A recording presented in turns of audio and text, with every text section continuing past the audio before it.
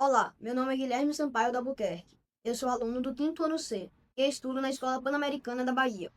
Hoje estou aqui para entrevistar o professor Luiz Mário Ferreira Costa para o meu projeto do PAP Exhibition, cujo tema é analfabetismo funcional. O professor Dr. Luiz Mário é historiador, psicanalista e pesquisador da escrita e da linguagem. Doutor em História pela Universidade Federal de Juiz de Fora, UFJF, e pós-doutorado pela Universidade de São Paulo, USP. Desenvolve pesquisas voltadas ao pensamento crítico, à argumentação e à formação intelectual. Autor desde 2014, é criador do método Redação Total Enem e atua na formação de escritores por meio de mentorias e em escrita de poder, à frente da Coaching Escrita, consultoria relacional. Sua trajetória intelectual orienta-se pelo domínio consciente da linguagem, em contraposição às formas superficiais de escrita. Se o analfabetismo funcional limita o pensamento, a escrita de poder devolve autonomia e persuasão intelectual. Professor, o senhor gostaria de fazer algum comentário? Ô, Guilherme, boa noite, tudo certinho? Muito Sim, obrigado pelo convite, boa noite a todos. Bom, antes de começar, eu gostaria de falar alguns conceitos básicos, principalmente com relação ao analfabetismo funcional, né? Mas antes a gente precisa entender o que é a alfabetização, tudo bem? A alfabetização diz respeito à capacidade inicial, né, de ler e escrever palavras e frases simples. Já o letramento, como aponta Magda Soares, vai além disso. né? Envolve o uso social da leitura e da escrita, ou seja, a capacidade de compreender profundamente, interpretar e aplicar o que se lê em diferentes situações. Quando essas habilidades básicas, né, não estão presentes, temos o analfabetismo. Né? No Brasil, segundo o IBGE, últimos dados de 2023, essa marca chega a algo em torno de 5,4% da população, com mais de 15 anos, com 15 anos ou mais. Né?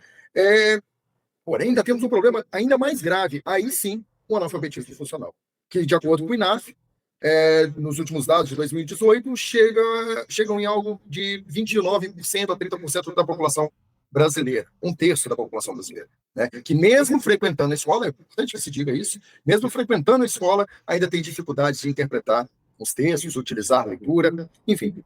Então, esse é o quadro inicial. Tudo bem? Hum? Obrigado, professor. Agora vamos começar as perguntas. Ok. O que é analfabetismo funcional? E, considerando o crescimento da escolaridade no Brasil, como explicar a persistência ou até a ampliação dos índices de analfabetismo funcional no país? Bom, o analfabetismo funcional refere-se à dificuldade de interpretação, compreensão e aplicação da leitura e escrita, né? Nas situações do dia a dia, na vida normal, na vida do dia a dia. Né?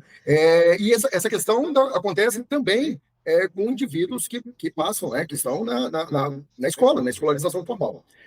No Brasil, apesar do avanço, é importante que se diga isso, apesar dos avanços dos níveis de escolaridade, nas últimas décadas que a gente vem acompanhando, os dados do INAF, como eu já mencionei, são horrorosos. Né? Estamos falando de 29% da população em condição de analfabetismo funcional. Né? Esse cenário é revelador, é um problema estrutural, e o aumento do acesso à escola não tem representado uma melhoria desses números. Né? Então, a gente pode dizer que é bom, é importante que tenhamos mais acesso à escola, mas isso só não garante o fim do analfabetismo funcional. Por que os altos índices de analfabetismo funcional afetam o desenvolvimento das comunidades? Por que esse problema atinge de forma mais intensa as populações mais pobres? Bom, Guilherme, aqui um ponto importante, né? Vamos lá. Quando muitas pessoas têm dificuldade para entender o que leem, né, isso prejudica a sociedade como um todo, ok? Elas podem ter problemas, por exemplo, na hora de entender notícias, as regras, contratos, informações de saúde, ou seja, isso dificulta totalmente a participação do cidadão, limita muito a ação dele. Então, esse problema, ele costuma afetar mais as pessoas mais pobres. Acontece principalmente por conta de um fenômeno que o sociólogo francês, Pierre Bourdieu, aponta e chama de capital cultural. Ou seja, famílias que têm melhores condições de vida têm mais acesso à literatura, mais acesso a livros, a conhecimento, a estudos, a aulas particulares. Enfim, essas pessoas têm uma formação melhor, têm acesso a um capital cultural mais rico.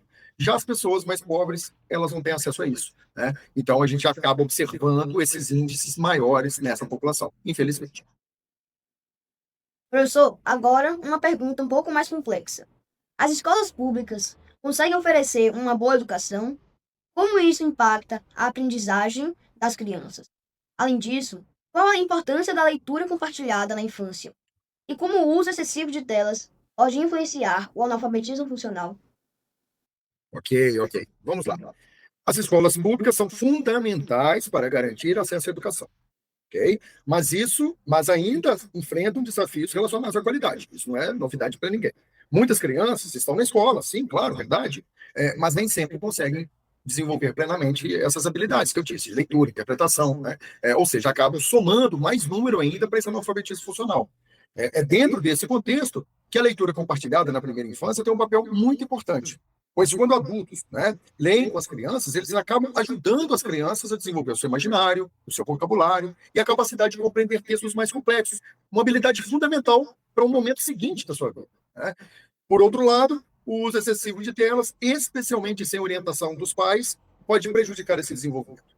Isso acontece porque diminui o tempo, né, a leitura na tela é muito mais rápida, muito mais superficial e diminui o tempo de leitura, o que afeta também a concentração e reduz o contato com textos clássicos, textos mais longos, textos que requer realmente maior concentração. Ok? O que acontece com pessoas que são analfabetas funcionais quando crescem e precisam trabalhar? E qual é a relação entre escolaridade e analfabetismo funcional? Essa também é uma pergunta muito interessante, porque diz no futuro, né? E, felizmente, temos um número muito ruim pela frente. Bom, quando essas pessoas chegam à vida adulta, o analfabetismo funcional dificulta bastante a busca por emprego. Isso porque muitas profissões exigem leitura, interpretação, compreensão de instruções, né? Normas, enfim, a vida, ela necessita, uma vida profissional bem-sucedida, ela necessita de bons leitores e bons escritores, né? Então, quem tem dificuldade nessas áreas acaba tendo menos oportunidades e muitas vezes consegue apenas trabalhos com menor salário ou estáveis, né? É o famoso bico.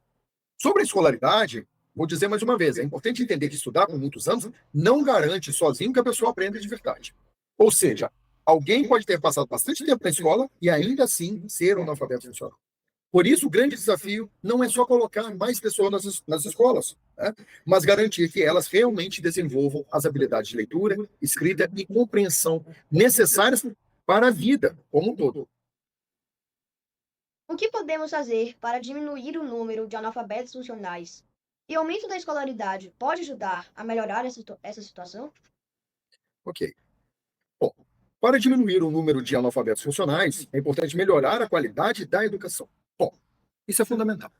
Isso significa investir na formação dos professores, incentivar o hábito da leitura, né, desde a infância, pode ser a leitura acompanhada, seria muito bom também, e criar políticas públicas que realmente ajudem os alunos a aprender, a interpretar e entender texto de verdade. Além disso, é fundamental que as crianças tenham contato com livros, né, desde cedo, histórias, diferentes tipos de leitura. Isso vai fortalecer a compreensão e a capacidade de desenvolvimento de pensamentos, né? O aumento da escolaridade, mais uma vez, é sim um passo importante, mas sozinho não resolve o problema. Só haverá melhoria de verdade se os alunos não apenas frequentarem as escolas, mas também aprenderem de forma efetiva. Por isso, a esperança de redução do analfabetismo funcional, desde que a educação foque não apenas em colocar o aluno na escola, mas garantir que ele realmente aprenda e desenvolva essas habilidades. Não basta números na escola, é preciso ter qualidade desses números.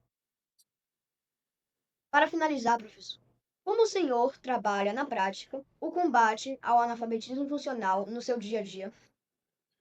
Guilherme, muito obrigado por essa pergunta. Esse realmente é um tema que muito me agrada, tenho trabalhado com ele de forma mais precisa desde 2019. No meu trabalho, eu parto de um conceito simples, de um princípio simples. Não basta ensinar o aluno a ler. É preciso garantir que ele compreenda, interprete e saiba aplicar o que acabou de ler, né? Então, para isso, eu desenvolvi um método chamado de leitura em camadas. O que é isso, né? Eu organizo a leitura em 3 níveis. Primeiro, o aluno entende o texto de forma direta. Depois ele aprende a relacionar essa leitura com outros conhecimentos. E, por fim, ele conecta o conteúdo com a própria realidade. É nesse último ponto que a leitura ganha sentido de verdade. Não fica lá no campo do somente abstrato. A partir daí, a gente dá mais um passo. Avançamos para a escrita em camadas. né, que segue a mesma lógica. O aluno escreve o que entendeu, relaciona as ideias e depois traz isso para exemplos reais.